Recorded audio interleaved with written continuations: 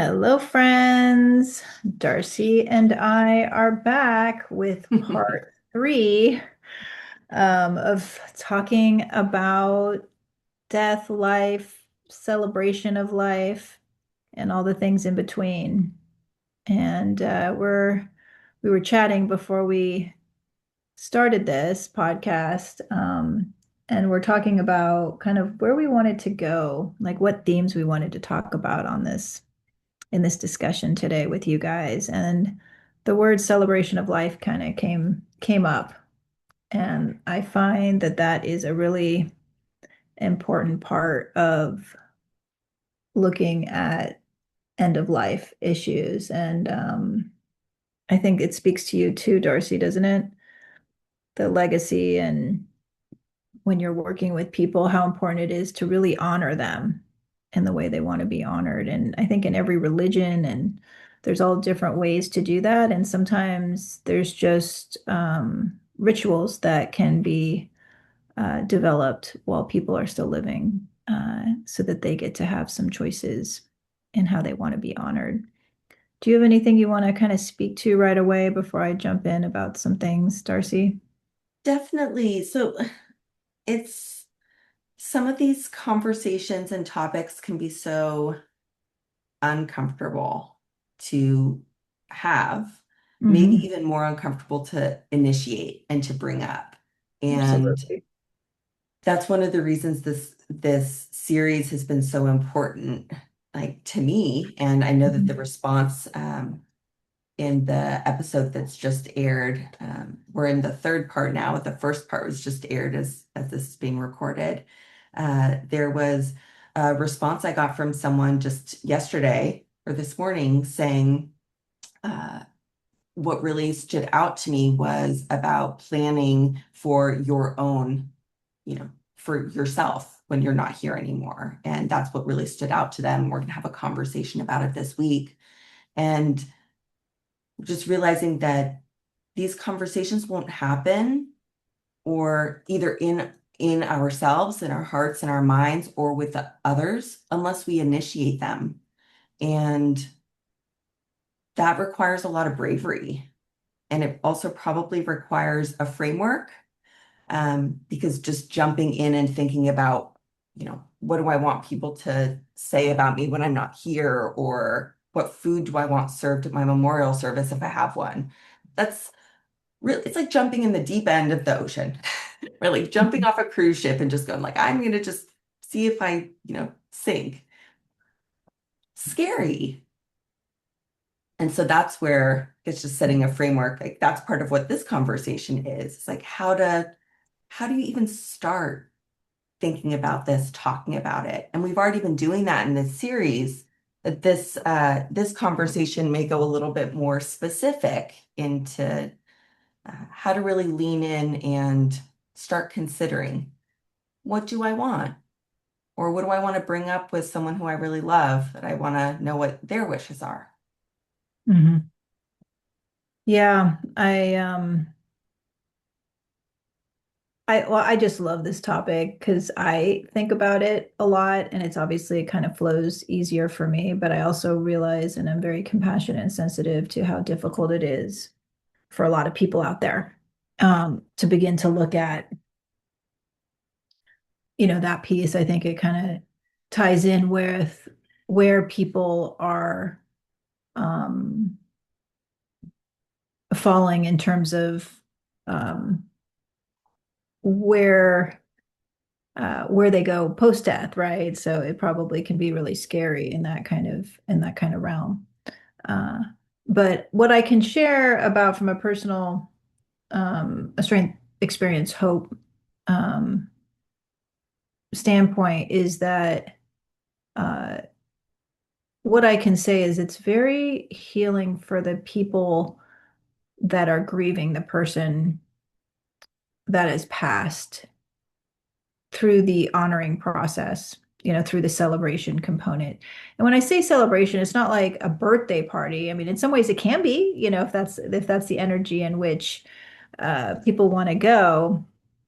But I do think, um, I've had so many different experiences now. I mean, I used to work at a suicide hotline, and there was one time where someone did end up passing, and the family reached out because the person had called the suicide hotline for a long time, and we had held space for this person, and they just were really appreciative of that. So we had a couple people, so a couple of the counselors that had showed up to their celebration of life, and it was really interesting to be there. I mean, they played music and they were dancing, and they really were honoring the essence of part of this person that had passed, because obviously this person had been suffering for a long time as well.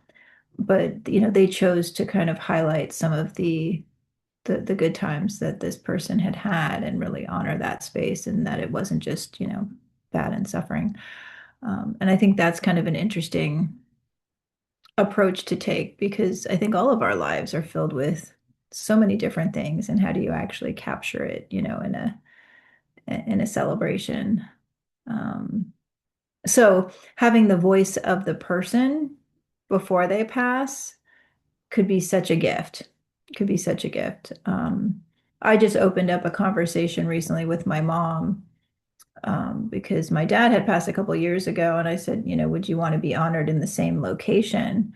Because it really didn't have a ripple for her, the location in which we had it for my dad. There was a lot of like family connections for him, and there wasn't like a lineage connection for her. And at first she was a little bit uncomfortable, and then I saw her kind of get excited to think about where people will be and what they will be doing and what they might be eating, and she started naming some places that really called to her.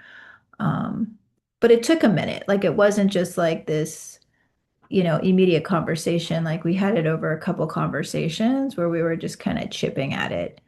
Um, have you had an experience yet with your siblings or your family at all, Darcy? Yes, and per your request, I shared about it, which was for my birthday. Hmm. I had the opportunity of spending the afternoon with my siblings and the afternoon, evening, and we had had conversations previously about what they had in order, where they were, some of their main documents were they organized or not? They have children and lots of different things going on. And they had agreed to do some of the advanced planning with me. Hmm. Uh, my brother more begrudging than my sister, for sure.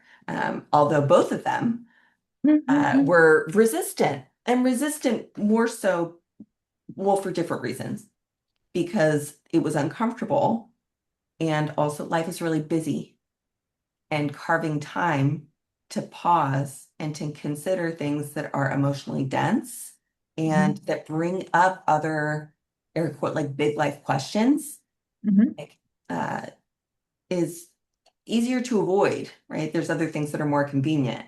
So for my birthday, I had them in a room together, and they have been asking me what I wanted to do for over a week. And once we were all together, we had visited for a few hours. They're like, so what do you want to do? And I said, well, and I go into my office and I grab paperwork and I say, I would like us to get some of your paperwork in order. And I have it very conveniently set out in a worksheet, and we can spend some time, and we don't, and I just laid the whole thing out. My brother's just looking at me like, I never know what you're going to say. And he's rolling his eyes. My sister's laughing. And we went through it. And that wasn't the first conversation we had had, but it was where we reopened the conversation and deepened into, wow, how is this for us to talk about where we're really clear and where we're really not clear about what matters to us, Hmm. and looking at what on a logistic standpoint is organized and what isn't is confronting. And then talking about some of our preferences for how do I want to be remembered? You know, my siblings talking about here's how I'd like, my what I want my kids to remember. And here's what I don't have any preference on. So then it's like deciding, some information that's on an advanced directive, which is it's basically like a summary of here's what to do, if or when. Um, and then that's more like medical logistics. So we completed those and then started some other parts of the process, including celebration of life preferences. And we hit a point that was like, all right, I think we've done great for today. And we paused. Um, and that was the most recent experience that I've had. And it was one of the most memorable experiences that I've had with my siblings. One, because we were together and we were in this private, quiet space. There were not distractions like there typically are.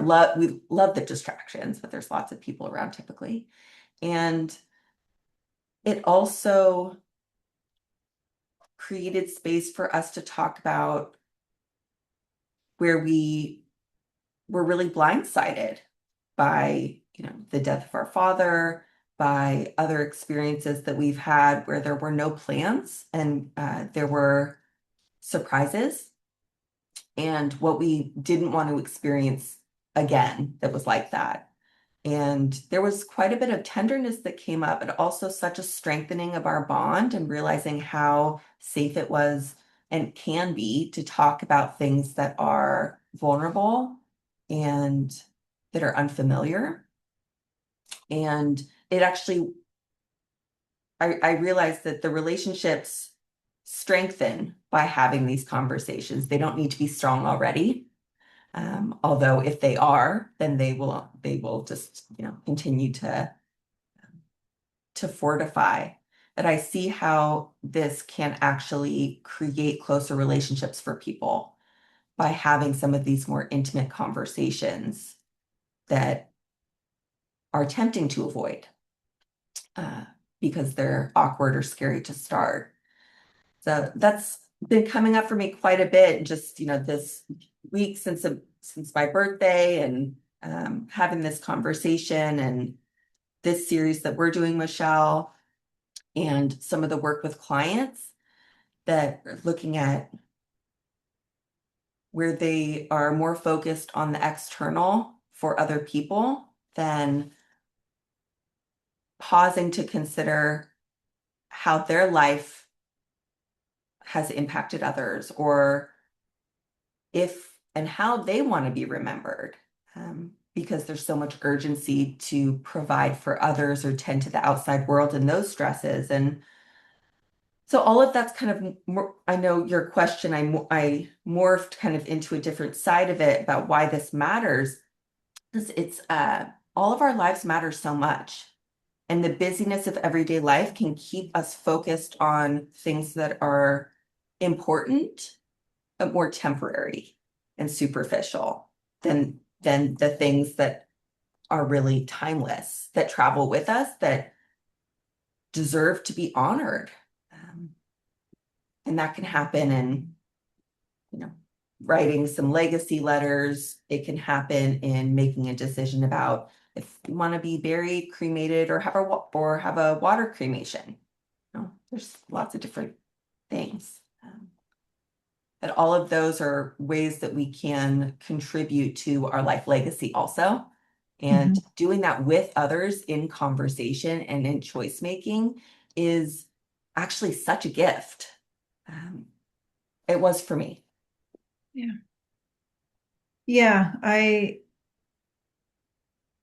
agree. I find celebration of life events very grounding when people are honoring the person and curating something that's really beautiful. Um, and I I think I think I was open the last time we talked about this about the importance of for me, and I have three boys. I want to be of support to them, like I want to help them out in figuring it out. Now, obviously, I'll be dead at the end of the day, so they may not take to any of the things that I want. But I also think that often when you're hit with the death of somebody that you care about, sometimes you're not really thinking creatively. Like I feel like we end up getting hit with all of these logistics. We're not at our best because we're trying to honor the person and just be in the place, of grief often. So I find it really interesting that we're supposed to like curate all these different things when we're not even in like our right minds. So having like this information in advance, and you could still pivot and change later, but having some map plan can be really useful. I mean, this kind of ties in with this other piece that I really feel strongly about is I started writing my dad's eulogy like years prior. Mm. I started writing little different tidbits of things that I really appreciated about him, because I knew for myself, that's another thing. Like, I don't really understand the expectation that we're supposed to like weave words together to honor somebody during like heavy grief, And I think maybe some people can, but I just knew, well, one of the things I wanted to do was read it to him before he passed. Because here we like take all this time to wait till our people are not even here to hear these beautiful words that we're putting together, but why are we not sharing it with them while they're still alive? And so I think that can be something really healing and beautiful for both the person that's transitioning, to hear it, to hear it while they're still in body form, and not just waiting till they're not here to witness what you're saying. Um, and I think that kind of ties in with the celebration of life. So when you're talking about it, um, and it's not because I think oftentimes people are like, oh, don't talk about that. That's dishonoring them while they're alive. I find that really interesting too. That people would go into that place of discomfort where it's like, oh, yeah, we can't talk about that until they're not here. Um, But I know you and I, Darcy, we had a recent client that we did see, and she was in a situation where she just assumed nobody would celebrate her. And she's this really bright light in her family, and she's setting up her two children in this, in a financially grounded way, and is putting in so much work to make sure everything is taken care of, every single detail, and nothing's left unturned so that her children can just be financially stable, and she is not taking any time yet, at this stage, to honor herself and her life and the legacy she's leaving for her family. And I know that we both kind of raised our hand and said, "Why not?" And I know you're going to be chipping in there. Do you have any thoughts about that? Yes, absolutely. Well, the conversation that we had all together where that was brought up was revealing. It wasn't surprising, but it definitely revealed how I think of like Maslow's hierarchy of needs, that the foundation, the fundamentals need to be addressed before we can get into the more of the philosophical, right? So thinking about a celebration when uh, you just want to um, like finish building the foundation. So in this regard, setting all of the logistical plans and making sure everything legal and financial and in terms of paperwork and decisions are made before talking about something that would be like a celebration of life, how that's actually really necessary for many people.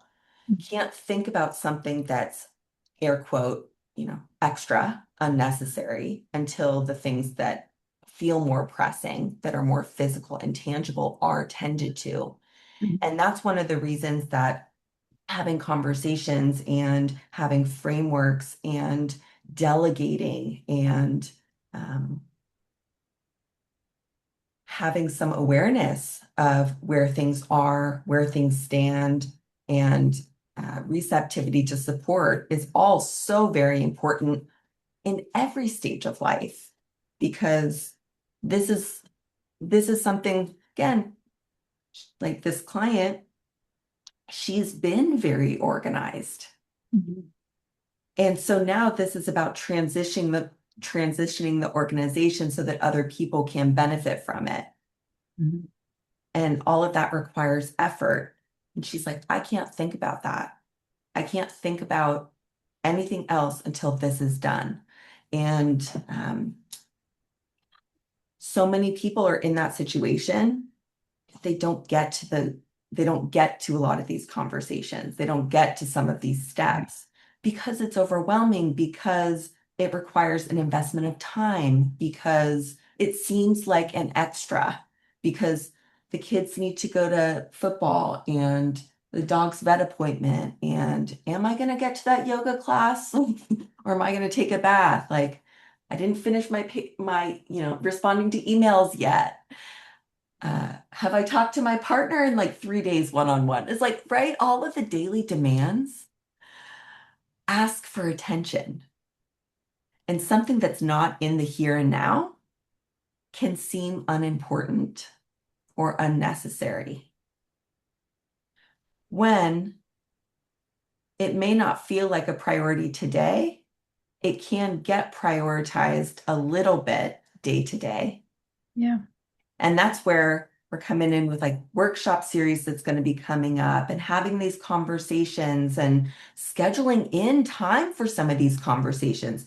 I didn't have the plan to use your term, Michelle, sneak attack my siblings, but I definitely did. It's come to mind. And then when I had the realization that we're all going to be together and they want to do whatever I want to do, it's like, I don't want to go, even though it's like, we got dinner later. It's like, we'll get food. What do I really want to do? It's like, this. And when is there going to be a better time? There's not, because we have it and we're designating this is important for us to have time together. And so I see how where we invest our time and energy on a daily, weekly, monthly, yearly basis in our relationships, in our personal values, all of these things get to keep evolving and changing, get to change our mind again and again. And I see right now as a time that many people I know, personally, professionally, and from a distance, are reconsidering where they're investing their time, their energy, internally in their thoughts, externally in their actions and relationships. And more of the conversations like this are being brought in because the how finite life is much more in people's faces right now, also in a different way on a global level. And I see I see so many benefits to that in situations that can feel all sorts of emotions. They can be really um, trying to get through, also bring great opportunity. And that's true about life circumstances. And it's true about the fact that some people we love are declining, or we have emergencies and someone's no longer here. So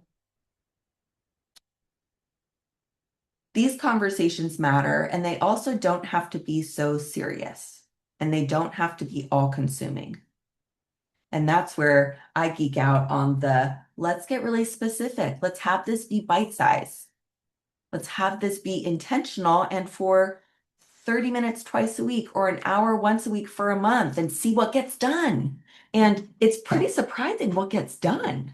And then what that can lead to in other parts of life, mental capacities open, it's off the to-do list. Maybe conversations are evolving. I know my niece was visiting impromptu, my sister's daughter, and we had a conversation. She's 17.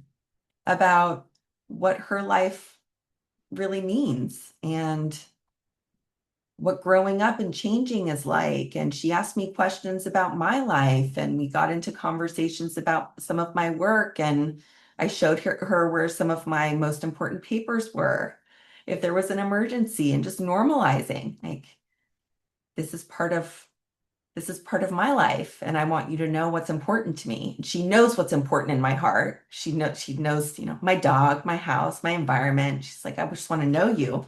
So I let her know about some of what I want her and others to know later.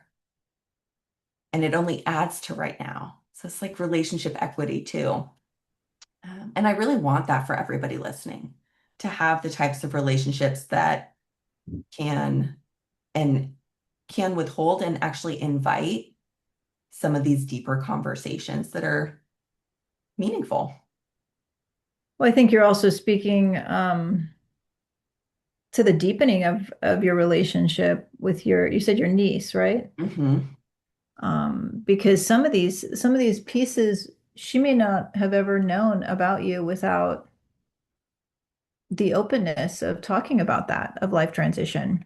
Um, I think that's really beautiful that she felt comfortable enough, obviously, and then for her to have curiosity. And I do think it creates even just a deeper relationship. It's and a deeper level of intimacy when people are asking those questions like what are you wanting, what are you liking, what is important, because some things they may not even realize that some things don't even really matter at that point for you, and that they can make choices, or there are some things that would honor you if they were to follow your lead, especially when it comes to pets um and material objects. I remember when my grandmother was declining, uh her daughter, and there was a caregiver as well that was helping her go around and try to recall some of the stories of certain objects and then label the items that made her feel connected to her grandchildren or a family member or a friend. And she was trying to the best that she could take time and space, and that really has flagged things for me too, because you don't want to wait till it's too late where you don't even remember things, because I mean our brains start kind of slowing down organically, and sometimes it's nice while your brain is still sharp to be able to make some choices and think about things, and then very much so you can always change your mind, you know Yeah. but to actually have a starting place can be really helpful, um, especially when you start thinking about the future. Because very much so, life is really busy and it's so easy to put it off. It's what people do all the time, right? They just like all of a sudden look up and they're like, holy moly, I'm 70. Mhm. And by the way, 70 is kind of like the new 20 for old people, older people. That's the way I'm looking at it. um, Everyone's told me I'm like the 20 bopper of that next stage of life. I love it.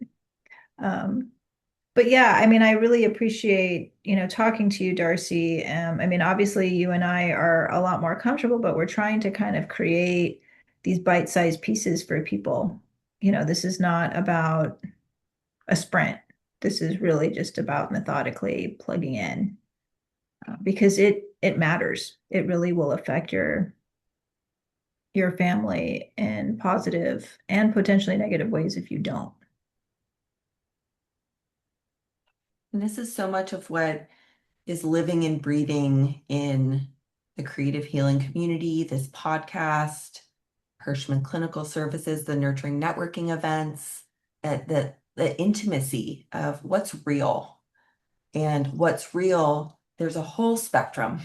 And sometimes it's, vibrant and there's confetti, and sometimes there are tears and, it's dark room, right? Like we have everything in between. But being as humans and being uh, open, receptive, and not just receptive, but really desiring to nurture these types of connections is something that I value so much about you and with you and the community. Because there, mean, the last set of nurturing networking events that we had, the response was almost overwhelming. Is how much gratitude there was of uh, the people who came, the clinicians, the healers, the humans, that said, I needed this. And the opening up that happened about really real life stuff. It's like, oh my gosh, I needed this. Needed to be heard, needed to share, needed to consider, be seen, and then reorganize. It's like, yeah, this is what I'm going to kind of pivot and focus on this week. So it initiates action as much as it alleviates tension and creates connection. So I am just a yes for all of these conversations and making the process more approachable. It Yeah. might not be easy, and it gets to be approachable and simple. And I know we're dedicated to being, guides for that with Yeah. anybody who wants it. And I mean, I guess one last thing is that I do think that there's such beauty in being able to take space to grieve and to reflect when someone passes. So when you can take out the administrative stuff as much as you can beforehand, it makes everything, excuse me, everything flow with ease. Mhm. Um, and I love that part. I love that part for us. And I love the work that you're doing to help people just kind of get all that stuff out of the way so that their family doesn't get bombarded with all that paperwork from all different angles, because there's just a lot of paperwork that happens when we die, which is so crazy. It's like, really, you're going to put us through all of these different loopholes, with our family and like when all we want to do is be able to kind of cry or just be present, in the process. So thank you for the beautiful work that you're doing. And we'll continue these dialogues and let people know kind of what this really means so it's not so scary. Ditto. Thank you, Michelle. Yeah, We'll thank see you, you all Darcy. on the next one. Bye for now.